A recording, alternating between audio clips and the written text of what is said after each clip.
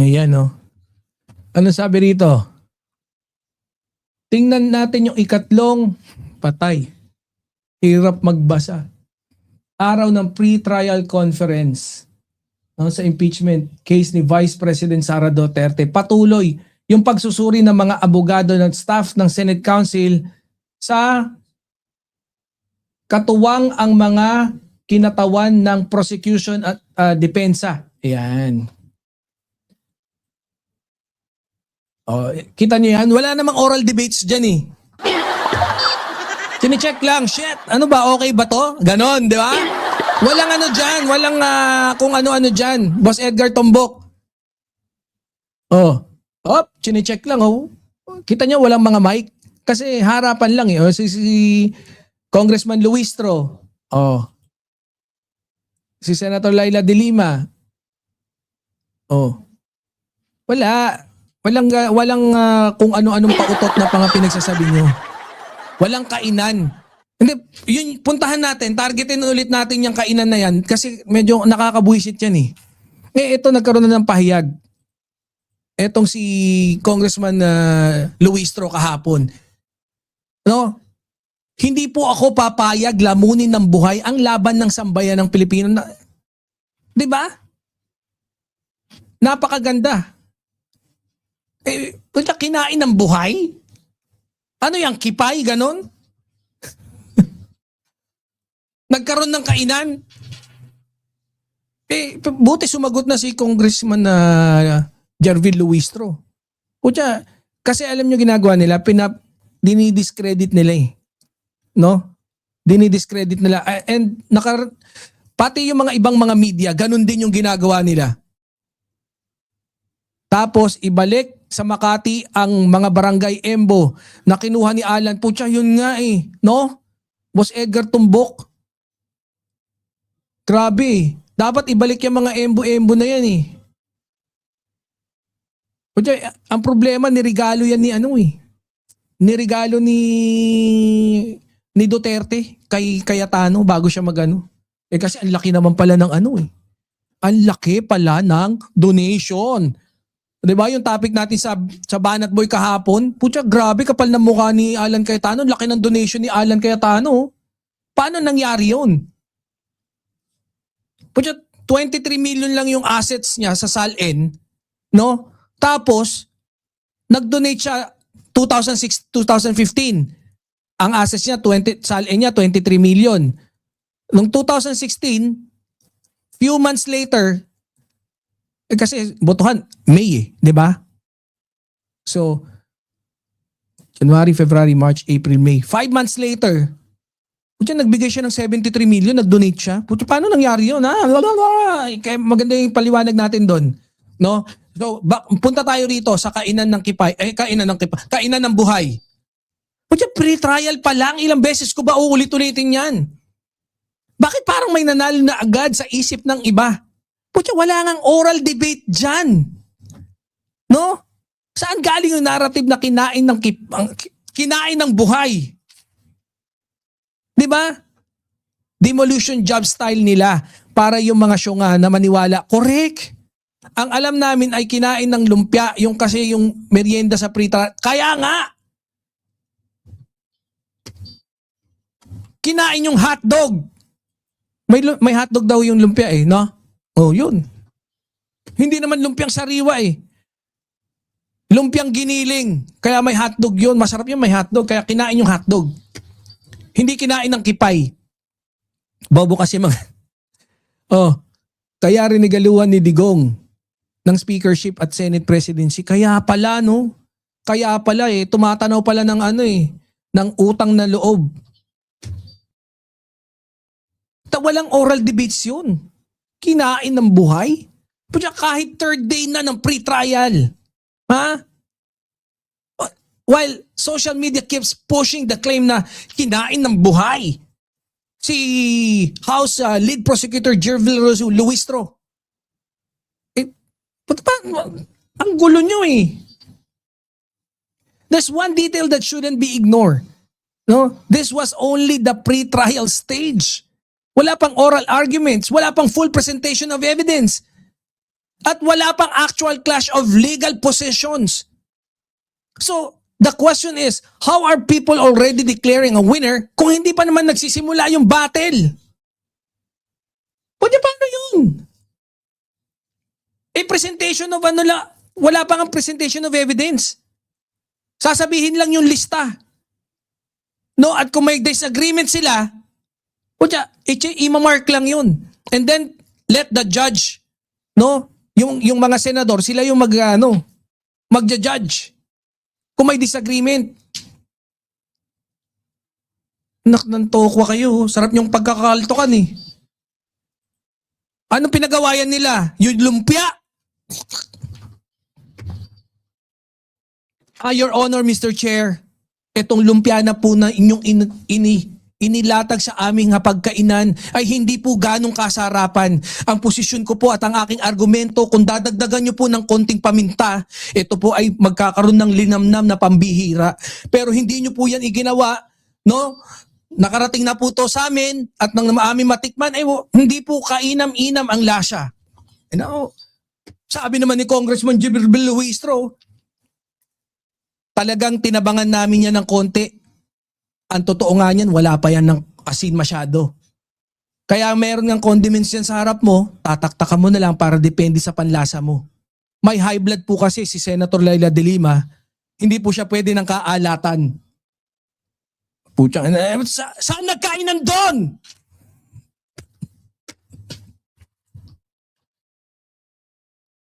Ganun ba yun? Ha? Ganun ba yun? Nagkadiskusyonan ng paganon? Putya, tas talo si Congressman Jervin Luistro dahil hindi masarap yung lumpiang inilatag. Mga mandirigma, this is where I started thinking. Because when you read many online posts, parang tapos na agad yung laban. It's as if a champion has already been declared kahit warm-up pa lang. Warm-up stage pa lang yung nangyayaring proseso. The pre-trial stage is not the venue for grand performance. Hindi ka dyan magpapag-grandstanding. Ha? It's the most boring part. Wala dyan dramatic exchanges or a full legal confrontation. Ang purpose nito is to organize the process, clarify issues, and prepare the next phase of the proceeding. Yung talagang actual trial. Ang kulit nyo eh.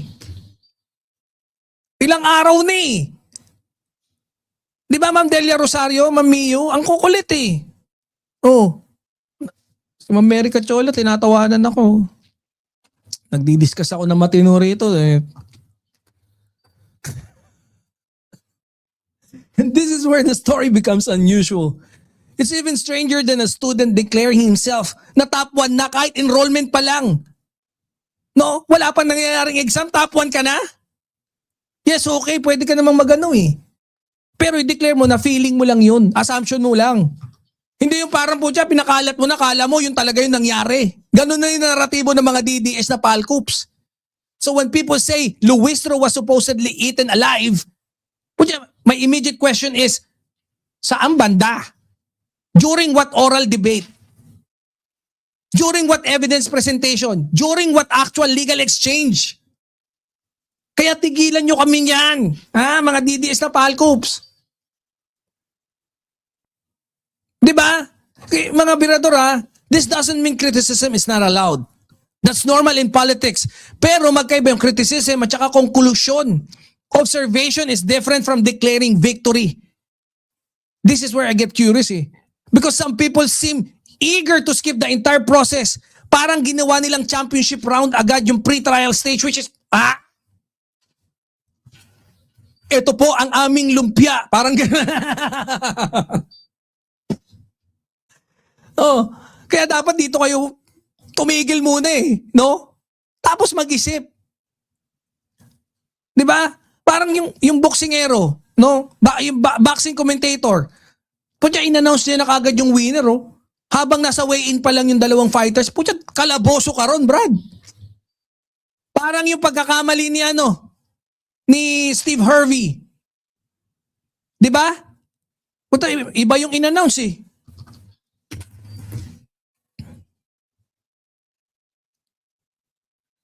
May bago na akong vlogger idol ngayon. Artista po ako, ma'am. Hindi po action star to. Bakit naman vlogger? Ay, okay. Ako, ito pa, yung what I notice here is that too much energy is being placed on the narrative while too little attention is being given to the process itself. Di ba? Mga tropa pips, but, hindi ko alam bakit patuloy yung pinanghahawakan yan. Yung kabaduyan na mga pinagsasabing kinain ng buhay. Ang laswa eh. Mga DDS na bobo, walang utak. Pangkarnabal. Mga walang mga rapist. Galit na galit si Boss Alon TV tuloy sa inyo eh. No? Ito si Kong Luistro is currently at the center of many commentaries. Because, bakit? She is the house lead prosecutor. Pero the real measure of her performance is not pre-trial optics. Hindi po dun sa pre-trial. But how she presents the case once the substantive phase begins. Pag nagsimula na, wala pa po. Maniwala kayo sa akin. Kung ayaw nyo makaltukan, wala pa. Boss J.M. Martin, shout out. Late ka naman eh. Kayong mga inaasahan ko dito, na nandito kagad, huwag kayo nagpapalit. Boss J.M. Martin naman, hayawan na nga.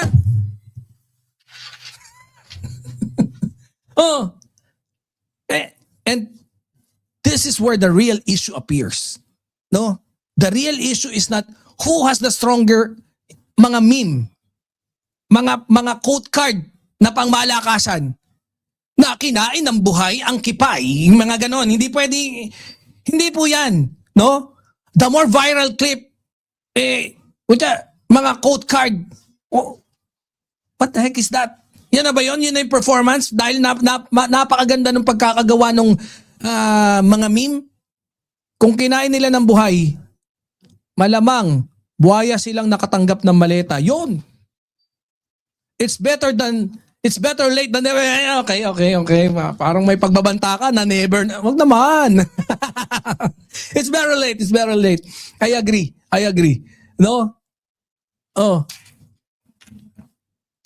Hindi rin niya nadadaan sa mas lakas ng sigaw. Lakas ng sigaw ng mga supporters or dami ng viewers na kagaya ni Alan Bakla, Peter Cayetano dun sa topic nating nauna. The real issue is who can support their argument. Once the actual scrutiny begins. This is more like a business, that should not be judged by its ribbon cutting ceremony, kundi sa actual operation after opening na. Pag nag-ribbon cutting ka ba, syempre, you can assume or you can think positive na, we're gonna do good at magiging maganda tong kumpanyan to. Pero hindi mo pwedeng sabihin na sure ka na kagad. Optimistic. Pero iba to eh. Kinain ng buhay, wala namang nagkaganunan. Kaya ako, my reading of the situation is that it's still far too early to declare a winner or a loser. If you follow the process, the battle, alam mo yun, yung the public actually wants to see, hasn't even started yet eh. Hindi pa po nagsisimula. There's one thing worth remembering, credibility is built during the actual test. Hindi sa rehearsal bago magsimula ang performance. Di ba? Maybe, at some point, pwede. Di ba? Kunyari, rehearsal, nakita mo, ang ganda na ng performance niya. Pwede mo nang i-assume. Yung next later on, magiging Kasi nakita mo yung sa rehearsal eh. Simulation lang din yun nung actual na mangyayari, di ba? Pero this is not it. Walang oral debates dito na which is mangyayari dun sa actual na trial. Ito preparation for the actual. Pero hindi sinisimulate kung ano yung totoong mangyayari. Hindi po ganun. Watching from Lemery, Batangas. Oy, sarap dyan Sa Lemery. Kung kainan ng buhay yan, di sana pumapalag agad ang mga prosecutor. Correct. Kita mo nga yung defense panel, puro no comment. Yung bilyonaryo lang no? Ma'am Christy Jam MG, shout out. Yung bilyonaryo lang Papampam din So, para sa akin, before claiming that Jervil Luistro, si Kong, was eaten alive,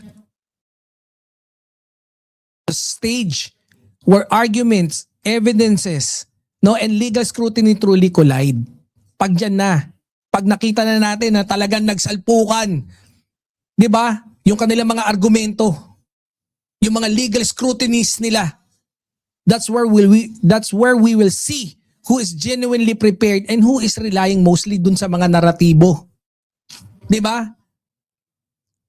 Kung ako mag-a-assume, putya, makita ko lang yung mukha ni Attorney Powa, putya, sasabihin ko nabugbog dun sa nabugbog ng mata lang walang latay. Hindi, pati isang mata may latay. Di ba? Pero hindi ko sasabihin yun.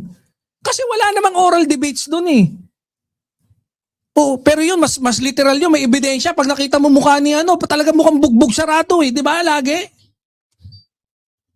Pag nakita nyo mukha ni mukhang bugbog sarado lagi yun. Di ba? Number 1 senador, bobo ang putik, sabi ni Abdullah. Hindi ko gets yung points mo. Bossing Talo na kasi sila sa sinasagad nila yung kalaman. Anyways, Anyway, highway, by the way, punta na tayo sa ating susunod na talakayin. No? Ito, bakit ba natin to itinapik? Kasi nga po, although this is already mood and academic,